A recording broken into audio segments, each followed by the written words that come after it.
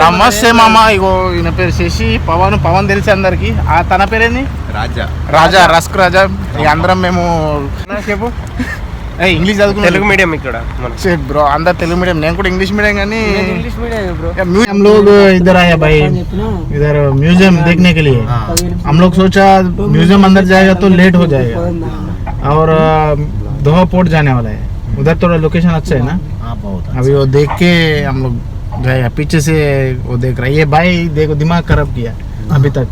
इसके लिए लेट हो गया. वो उधर से मुशरफ आ गया. मुशरफ में आधा घंटा वेट किया हम लोग. अच्छा नहीं तो 2 बजे हम लोग आने वाले हैं. आओ शशि भाई बात करो थोड़ा थोड़ा हिंदी. नहीं हमको इतना थोड़ा इरक क्या हिंदी इरक. आपका नाम भाई? दंबर सिंह. आप लोग क्या श्रीलंका है? नहीं भाई इंडिया से आ गया. क्या करेगा. हैदराबाद. हैदराबाद से मुश्किल हो गया अभी. పవన్ బ్రో ఇంకేం చేస్తున్నా. ఎన్ని బాధలు ఉన్నా ముఖం మీద మాకు ఏం చేయాలి అర్థమవుతలే. ఈ నెలలా లిఫ్ట్ ఖరాబ్ అవుతుంది చేసి. మంచి పెద్ద స్టంట్ అయింది మాది. అది ఓళ్ళకి చెప్పరాదు కూడా. అది ఆ స్టంట్ ఓళ్ళకి చెప్పరాదు. చెప్పినా ఇజ్జత్ పోతాయని చెప్పేసి నోరు మూసుకొని మా మధ్యలో ఉంచుకున్నాం. నెక్స్ట్ వీక్ మేము ఉంటాం. పోతాం డ్యూటీకి. డ్యూటీకి పోతాం. పాపని ఆడికి మాకు పాపలు చేపలు పడుతున్నాయి మంచిగా. బ్యాక్ సైడ్ పెట్టాను కాదు మన స్టాఫ్ బాగా మంది ఉంటారు. 80 మంది 90 మంది దాకా ఉంటారు. అయితే మాకు ఇయర్కి ఒకసారి ఉంటుంది. అది ఇప్పుడు ఈ ఇయర్ పోయేది ఉంటారు. నెక్స్ట్ ఇయర్ ప్లానింగ్ చేస్తారు. ఆ నెక్స్ట్ ఇయర్ కూడా మళ్ళీ దొరకదు నమ్మకం తగ్గ అట్లా.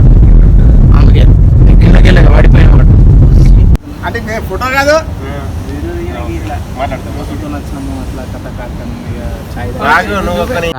అక్కడ రూమ్లో దొరుకుతలే చేసుకొని టైం లేదని చెప్పేసి పోటీ ఏరియాకి వచ్చినాం.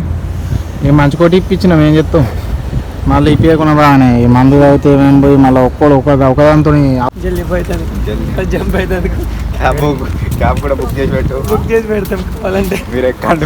ఇప్పుడు అక్కడ పడవ వస్తుంది. బుక్ చేసిన ఆల్రెడీ.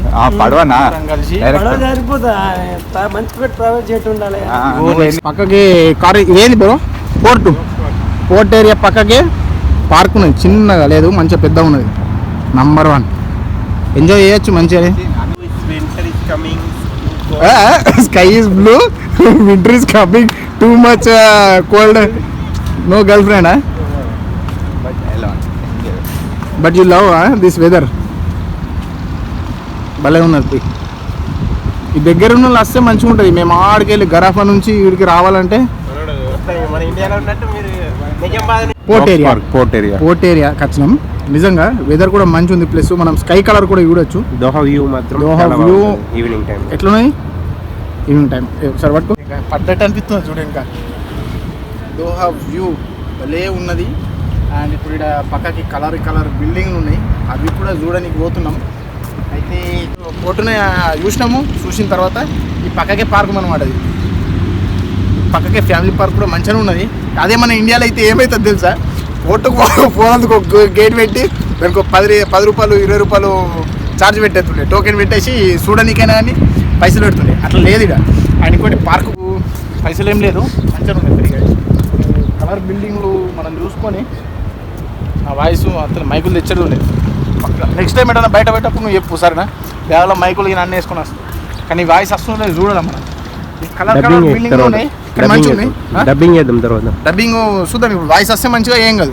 ఒకవేళ వాయిస్ రాకపోతే నేను దానికి డబ్బింగ్ చేయబడుతుంది నేను అట్లా. ఎందుకంటే మీరు కూడా మాట్లాడింది రావాలి కదా. షార్ట్ వీడియో కానీ లాంగ్ వీడియో కానీ అట్లా మంచిగా ఉంటుంది. నీళ్ళకు పోదామని చెప్పేసి 4 వచ్చినాము.